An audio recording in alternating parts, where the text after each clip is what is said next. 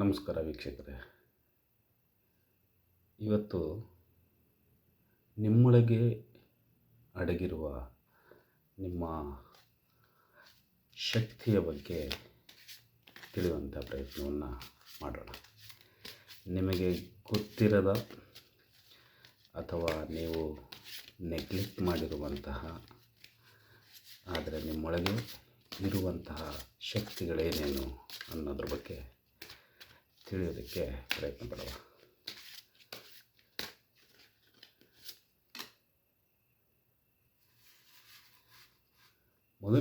ಮೊದಲನೇದಾಗಿ ಜಸ್ಟಿಸ್. ನೀವು ನ್ಯಾಯಪರರು, ಇದ್ದದ್ದನ್ನು ಇದ್ದ ಹಾಗೆ ಯಾವುದೇ ಮುಚ್ಚುಮರೆ ಇಲ್ಲದೆ, ಯಾವುದೇ ಅಂಜಿಕೆ ಇಲ್ಲದೆ ಹೇಳುವಂತಹ ಗುಣದವರು ನೀವು ಆಗಿರ್ತೀರ.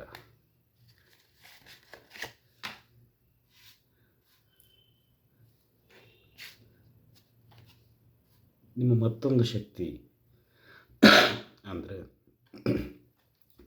ನೀವು ಯಾವುದೇ ಕೆಲಸವನ್ನು ಮಾಡಬೇಕು ಅಂತ ಮನಸ್ಸಲ್ಲಿ ಅಂದ್ಕೊಂಡ್ರೆ ನೀವು ಅದನ್ನು ಮಾಡೋದಕ್ಕೆ ಶುರು ಮಾಡ್ತೀರ. ನಿಮಗೆ ಆ ಒಂದು ಶಕ್ತಿ, ಆ ಒಂದು ಸಾಮರ್ಥ್ಯ ಇದೆ. ಮೂರನೇ ಸಾಮರ್ಥ್ಯ ಅಥವಾ ಮೂರನೇ ಶಕ್ತಿ ಅಂತಂದರೆ ನಿಮಗೆ ಎಲ್ಲಿ ಯಾವುದನ್ನು ಹೇಗೆ ಇನ್ವೆಸ್ಟ್ ಮಾಡಬೇಕು ಅನ್ನುವಂಥದ್ದು ತುಂಬ ಚೆನ್ನಾಗಿ ಗೊತ್ತಿದೆ. ಆ ಇನ್ವೆಸ್ಟ್ ಮಾಡಿದ್ದು ಯಾವಾಗ ಬರುತ್ತೆ ಅಂತ ನೀವು ಲೆಕ್ಕಾಚಾರ ಹಾಕಿ ಅದಕ್ಕೋಸ್ಕರ ನೀವು ಕಾಯ್ತಾ ಇರ್ತೀರ.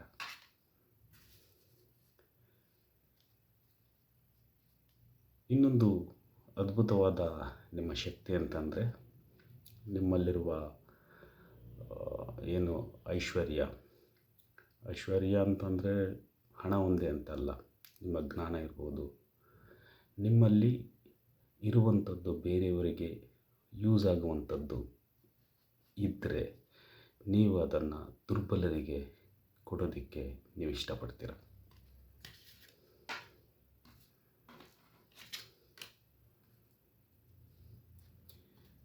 ಮತ್ತೊಂದು ಶಕ್ತಿ ಅಂತಂದರೆ ನಿಮಗೆ ಯಾರು ಎಷ್ಟೇ ಬೆನ್ನಿಗೆ ಚೂರು ಹಾಕುವಂತಹ ಕೆಲಸ ಅಥವಾ ಹಿಂದಿನಿಂದ ಆಡಿಕೊಳ್ಳುವಂಥ ಕೆಲಸ ಇಂಥವೇನೇ ಇದ್ರೂ ಕೂಡ ನಿಮ್ಮ ಮನಸ್ಸಿಗೆ ನೋವಾಗುತ್ತೆ ಹೊರತು ಅದನ್ನು ನೀವು ತಡೆದುಕೊಳ್ಳುವಂತಹ ಶಕ್ತಿಯನ್ನು ನೀವು ಹೊಂದಿರ್ತೀರ.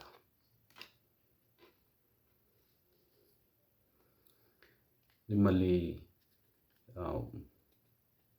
ಬರೀ ತಲೆಯಿಂದಷ್ಟೇ ಯೋಚನೆ ಮಾಡದೆ ನಿಮ್ಮ ಭಾವನೆಗಳಿಗೂ ಬೆಲೆ ಕೊಡುವಂತಹ ಜೀವಿ ನೀವಾಗಿರ್ತೀರ.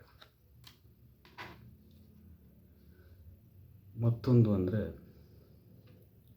ನೀವು ಯಾವುದಾದ್ರೂ ಏನನ್ನಾದರೂ ಅರ್ಧ ಉಳಿಸಿದ ಕೆಲಸ ಇದ್ದರೆ ಅದನ್ನು ಮುಗಿಸುವವರೆಗೂ ನೀವು ನಿಲ್ಲೋದಿಲ್ಲ.